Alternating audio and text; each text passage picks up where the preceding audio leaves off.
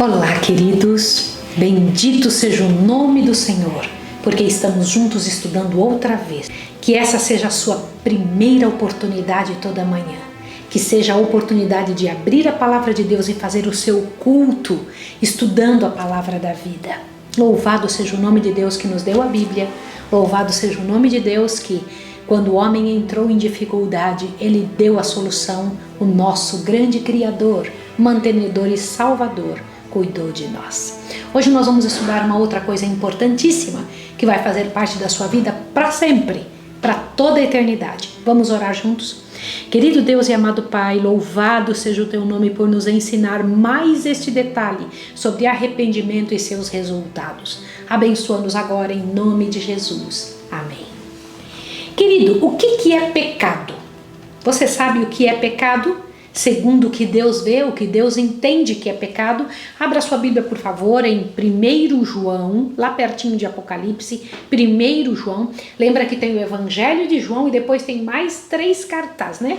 3 epístolas pequenas. 1º, 2º e 3º João, tá bom? Então tem o Evangelho de João e tem depois, lá no finalzinho, perto de Apocalipse, 1º, 2º e 3º João. O que eu vou precisar agora é 1 João, tá? Abriu? 1 João, capítulo 3, verso 4, diz assim: o que é pecado? Todo aquele que comete pecado transgride a lei, pois o pecado é a transgressão da lei. Em algumas Bíblias diz pecado é iniquidade. Iniquidade e transgressão da lei é a mesma coisa. Pera um pouquinho. Pecado é o quê? Transgressão da lei. Desde quando a lei de Deus existe? Algumas pessoas dizem que a lei do Senhor só existe ou passou a existir depois que o povo judeu apareceu. Será que é verdade? Será que Deus inventou uma lei e todo o povo que existiu antes disso não tinha lei nenhuma para ser guardada? Será que Deus criou uma lei, ou a lei dos 10 mandamentos, só depois dessa época? Abra sua Bíblia em Salmo 119, por favor. Observe comigo o que o Senhor Deus diz aqui, para que a gente possa compreender a maneira de Deus entender. Por favor, Salmo 119, o verso 151 em diante. Presta atenção. 151, achou? Salmo 119, 151, olha lá. Tu estás perto, Senhor, e todos os teus mandamentos são verdade. Há muito aprendi acerca dos teus estatutos, que os estabeleceste por quanto tempo?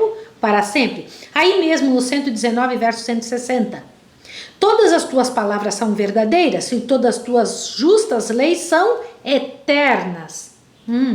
142, o verso 142 do 119. A tua retidão é eterna, a tua lei é a verdade. Você fala, mas aí não diz Maísa que foi criada antes dos 10 mandamentos. Não, então por favor, abra sua Bíblia em Gênesis, capítulo 26, muito antes do povo de Israel existir. Vamos ver se a lei já existia. Por favor, Gênesis 26, agora capítulo 26, verso 5. Dizendo, quando Deus comentou com Isaac por que tinha escolhido Abraão entre todas as pessoas da terra, olhe por quê. Porque Abraão obedeceu a minha voz, guardou o meu mandado, os meus preceitos, os meus estatutos e as minhas leis. Peraí, que lei foi que Abraão obedeceu, que Deus disse que ele obedeceu? A lei de Deus, obviamente. Abra sua Bíblia em Salmo 81, corre lá. Salmo 81, por favor. Observe uma coisa interessante.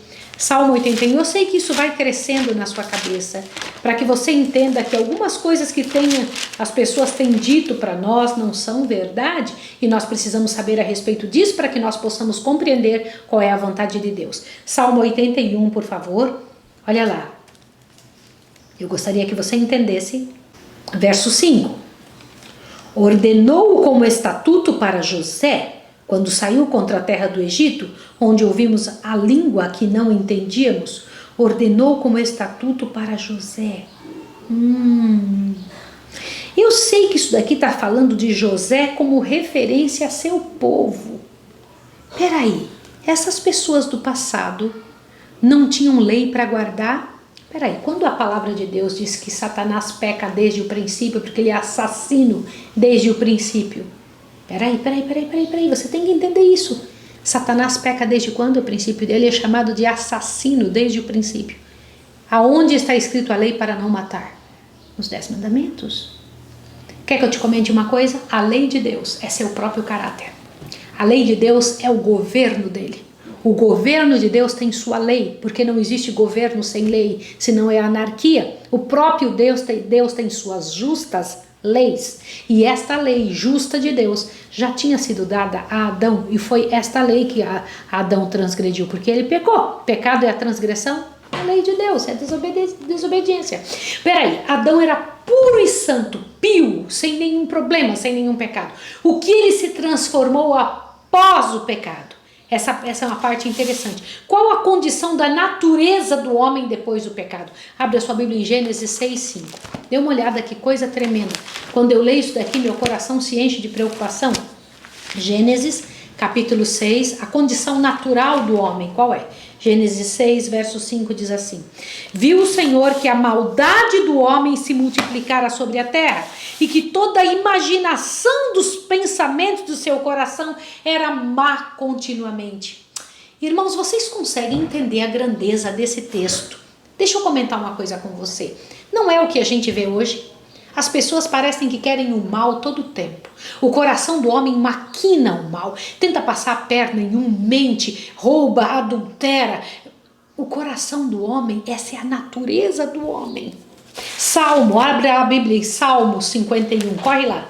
Vamos dar uma olhadinha qual outra parte da Bíblia também fala a respeito disso. Salmo 51, por favor. Você que está com a sua Bíblia aí, vamos entender a natureza do homem. Salmo 51. Olha o que Deus ensina para nós aqui no verso 5, 51 verso 5, diz assim: certamente em iniquidade fui formado, e em pecado me concebeu a minha mãe, desde o ventre. Lembra, pecado passou a todos os homens pecaram, lembra disso? Lembra disso, que o pecado de Adão passou para todos? Nós lemos isso no último estudo. Então, nossa natureza é uma natureza pecaminosa. Jeremias 13, abre a sua Bíblia em Jeremias capítulo 13. Tão bom ter a Bíblia, não é? Tão gostoso poder ler. Jeremias 13, verso 23 diz assim: pode o etíope mudar a sua pele, ou o leopardo as suas manchas? Tampouco podeis vós fazer o bem, acostumados como estás a fazer o mal. Qual é a nossa natureza? O etíope não pode mudar a sua pele, nem o leopardo a sua mancha. Nós também não temos condição de fazer isso por nós mesmos, porque nossa natureza é com essa mancha, é com essa pele. Você entendeu? Avante, mais um pedacinho. O Jeremias 17, 9. Olha aí mesmo em Jeremias 17, verso 9. Tem algo interessante que precisamos ver. Olha o que diz: enganoso é o coração do homem, mais do que todas as coisas, e incorrigível. Quem o conhecerá? O Senhor Deus diz que enganoso é o coração. A gente fala assim, não, mas a gente tem que fazer o que vai no coração. Será que isso é verdade mesmo? O Senhor Deus diz que enganoso é o coração do homem mais do que qualquer coisa. Essa é a nossa natureza, é assim que somos. E Mateus 15, abre Mateus 15, 19, vai lá. O próprio Jesus falando agora. Mateus 15, verso 19 diz assim, olha só: pois do coração procedem maus pensamentos, assassínio, adultério, prostituição, furto, falso testemunho, blasfêmia. Peraí, do coração procede tudo que não presta. É essa a nossa natureza. Terrível isso, não é? Qual outra característica da natureza humana? Vamos dar uma entendida? Efésios 2, vai em Efésios. Por que eu estou lendo isso tudo com você? Para você entender uma necessidade muito grande que temos. Abre a sua Bíblia em Efésios, que você vai compreender o que Deus gostaria que entendêssemos a respeito disso. Efésios 2, verso 3 diz assim, Efésios 2, 3. Olha o que diz: entre eles todos nós também andávamos no desejo de nossa carne, fazendo a vontade da carne e dos pensamentos, e éramos por natureza filhos da ira, como também os demais. Olha só, então natureza, nós somos filhos do quê? Da ira. Entende isso? Tá bem? Mas o que é preciso acontecer? O que é necessário acontecer? Outro texto que fala de nossa natureza é Efésios 4, 18. Observe aqui, olha só. 4:18. Entenebrecidos no entendimento, separados da vida de Deus pela ignorância que há neles, pela dureza de seu coração. Gente, essa é a nossa situação. Mas então não tem solução para nós? Sim, há solução. Volte em Efésios 2, verso 5. Estando nós ainda mortos em nossos delitos, nos vivificou juntamente com Cristo. Pela graça sois salvos, e nos ressuscitou juntamente com Ele, e nos fez assentar nas regiões celestes em Cristo Jesus. Amém. Glória ao nome de Jesus. Glória ao nome de Jesus. Mas como isso se dá? Pelo arrependimento. Eu preciso ler essas coisas para você, para que você entenda. Quer dizer que a graça do Senhor provoca em nós arrependimento. A bondade de Jesus nos dá o arrependimento. Vamos entender como? Vamos lá. Quem é chamado ao arrependimento? Quem dos seres humanos? São Lucas 5:32. Observe, abre lá sua Bíblia, São Lucas. Vamos ver se alguma pessoa está fora desse chamado de Deus. São Lucas 5, verso 32 diz assim: Eu não vim chamar os justos, e sim os pecadores ao quê? Ao arrependimento. O que é arrependimento? Para você se arrepender de alguma coisa, você precisa entender que aquilo não foi bom. Compreende? Que aquelas coisas que você está querendo, que você está pedindo, que você está desejando, que você está acostumado a fazer, não é o que Deus quer. Agora observe a segunda pergunta. Que acompanha o arrependimento? Abre a Lucas 24, aí mesmo em Lucas, capítulo 24, corre lá. É fácil porque está tudo pertinho, não é? Lucas 24, por favor, verso 47. Olha o que diz. E em seu nome se pregará arrependimento e remissão dos pecados em todas as nações, começando por Jerusalém. Peraí, não é só arrependimento, é tirar as coisas erradas também. Sim ou não? Isso deve fazer você pensar. Não adianta só se arrepender e amanhã voltar para o mesmo pecado, para a mesma coisa errada. A ação de Jesus em nós muda nossas atitudes. O fato de estarmos em Jesus muda o que fazemos, porque já não é a vida que a gente tem, é a vida de quem? É a de Cristo. Vejam outra pergunta também. Como pode o pecado ser conhecido? Romanos 3, verso 20. Vai lá em Romanos. Romanos capítulo 3, verso 20. Como o pecado pode ser conhecido? Romanos 3, a gente, para entender o que é pecado, é preciso um tipo de atitude. O que? Romanos 3, verso 20. Por isso ninguém será justificado diante dele pelas obras da lei. Antes, pela lei, vem o conhecimento do quê? Do pecado. Você só pode saber o que é pecado através da lei. Você entende a importância da lei?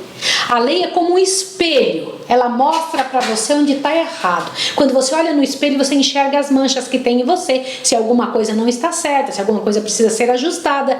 O que a lei faz? Mostra em você qual é a coisa que Deus não aceita, qual é a atitude que não é correta. Ela é como um espelho nos mostrando o que precisa ser mudado.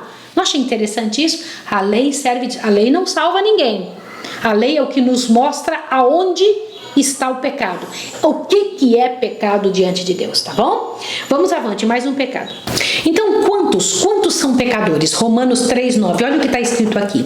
Pois que somos nós melhores do que eles? De maneira nenhuma, pois já demonstramos que tanto judeus como gregos, todos estão debaixo do pecado. Peraí, então quer dizer que alemães, brasileiros, todos estão debaixo do pecado. Essa é a situação natural da gente. Você entende isso? Outra pergunta para que você compreenda a seriedade. Olha só. Que trazem sobre si mesmos os transgressores? Observa que pergunta interessante essa. O que nós trazemos sobre nós mesmos? Nós, transgressores. Por favor, observe agora Efésios 5. Volta para Efésios. Eu gosto muito do livro de Efésios. Efésios é muito esclarecedor. Efésios capítulo 5. Observe o que diz o verso 6. Diz assim: ninguém vos engane com palavras vãs, pois por estas coisas vem a ira de Deus sobre os filhos da desobediência. O que nós trazemos sobre nós quando desobedecemos? A ira de Deus. Deixa eu comentar uma coisa com você. Jesus tem um acerto com as nações. Na verdade, nós todos estamos estragando o grande plano de Deus. Esse mundo pertence a Deus, o planeta pertence ao Senhor. E nós temos que pensar sobre isso. Quando nós matamos uma criança no ventre, o aborto, é uma afronta a Deus. Quando nós mentimos, é uma afronta a Deus. Quando deixamos de ajudar uma pessoa, é uma afronta a Deus. Quando nós judiamos do nosso próprio corpo, que não nos pertence, pertence a Deus, é uma afronta a Deus. Deus tem um acerto com o ser humano. Mas antes disso, Deus quer cuidar de nós. Quando nós desobedecemos, Deus quer nos ajudar para que saiamos da desobediência. Porque quando desobedecemos, estamos contra nosso Deus. A ira de Deus vem sobre nós. Deus tem ira contra o pecado, não contra o pecador. Por isso Deus quer nos tornar pessoas que compreendamos o que é pecado e possamos sair do pecado. Compreende isso? Veja a próxima pergunta. Observe que coisa séria. Que leva a alma a reconhecer a sua condição pecaminosa? São João 16:8. Por favor, observe aqui São João 16:8. Isso é muito importante. Vai no livro de São João. São João 16, verso 8. Olha o que diz aqui, verso 8. Quando ele vier, convencerá o mundo do pecado, da justiça e do juízo. Quem que leva a gente a entender que estamos em pecado e o que é pecado? O Espírito Santo. Jesus disse que quando ele viesse, nos faria compreender o que é pecado, nos faria ser convencidos do pecado. Precisamos do Espírito Santo. Avante. Quais são as perguntas convenientes a serem feitas pelos que foram convencidos do pecado? Atos 2:37. Vai lá no livro de Atos. Quais são as perguntas convenientes? Quando a gente entende que a gente é pecador, o que a gente tem que fazer? Atos 2:37 diz assim. Ouvindo eles isto, compungiram-se em seu coração e perguntaram a Pedro e aos demais: que faremos, irmãos? Disse-lhe Pedro: arrependei-vos e cada um seja batizado em nome de Jesus Cristo para perdão dos pecados e recebereis o dom do Espírito Santo. Ei, peraí. Então Jesus disse que quando a pessoa é tocada pelo Espírito Santo, para que ela compreenda a sua condição, o que ela tem que perguntar? O que devemos fazer? Aí os apóstolos responderam, disseram assim: arrependei-vos e cada um seja batizado em nome de Cristo Jesus. Como é que se dá esse arrependimento? De que forma que isso acontece? Isso é muito importante, muito importante. Quando a gente entende que o arrependimento tem que acontecer, como é que ele se opera? Como é que isso acontece? Por favor, observe o que está escrito em Salmo 38, verso 18. Quando você vai lá na palavra de Deus e você pergunta na palavra de Deus o que é pecado, e a lei te mostra o que é pecado, e você entende que aquilo traz a ira de Deus sobre você, que é preciso fazer mudança, como é que você tem que agir? Arrependimento. Vamos entender os passos? Salmo 38, verso 18, diz assim: confesso a minha iniquidade, entristeço-me por causa do meu pecado. Gente, a Bíblia inteira traz orientações claras. Confessar o pecado. Você tem que ir para Jesus e confessar para Ele. Dizer: Senhor, eu entendi que eu estou vivendo de maneira diferente da que o Senhor ensinou. Eu tenho vivido de maneira que eu me apresento como filho das trevas ou filho de Deus. As nossas atitudes mostram a quem pertencemos. Isso é muito sério. O que é o arrependimento? É a tristeza pelo pecado. É observar que aquilo magoa o céu, aquilo modifica a terra, aquilo modifica a sociedade, que não é plano de Deus que nossa atitude magoe e machuque qualquer outra pessoa. Eu tenho mais uma pergunta para você com resposta. Diz assim: qual é o resultado da tristeza do mundo? Segundo Coríntios 7, nós estamos terminando esse estudo, mas ele é de muita importância para que você entenda. Vai lá em 2 Coríntios, capítulo 7, corre lá. 2 Coríntios, capítulo 7, vai fazer você entender algo muito sério agora. Como é que é a tristeza do mundo, tá bom? 2 Coríntios 7, corre, verso 10. Diz assim, 2 Coríntios 7, verso 10. A tristeza, segundo Deus, opera arrependimento para a salvação, o qual traz pesar, mas a tristeza do mundo traz a morte. Então, tristeza segundo Deus, você quando observa, fala: puxa, essa coisa eu não deveria ter feito.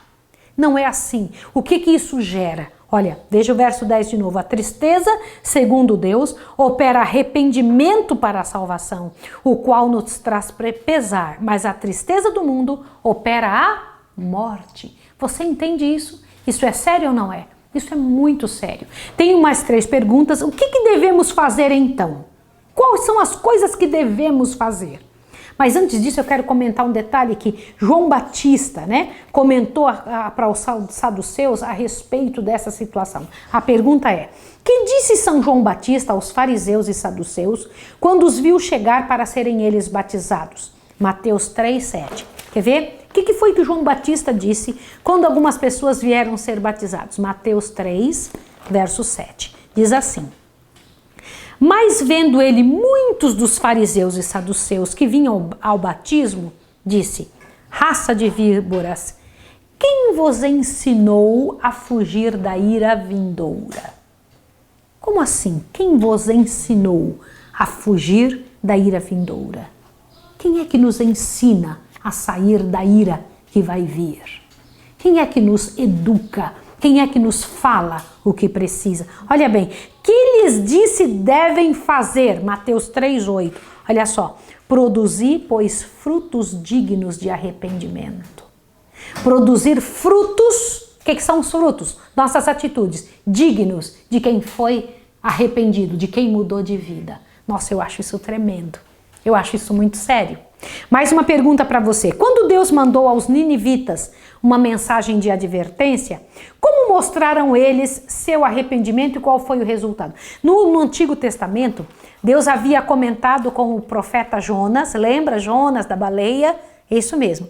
Deus havia comentado com Jonas que ele haveria de destruir a cidade de Nínive. E então Jonas tinha uma responsabilidade a falar. Mas o que foi que Jonas tinha que dizer? Qual era a atitude dos ninivitas e qual foi o resultado disso? Por favor, observe Jonas capítulo 3, verso 10. A pergunta é: quando Deus mandou aos ninivitas uma mensagem de advertência, como mostraram eles seu arrependimento e qual foi o resultado? Jonas 3, verso 10. Achou o livro de Jonas? Aí pertinho, no finalzinho do Antigo Testamento, Jonas 3, verso 10. Olha o que diz, observe aqui.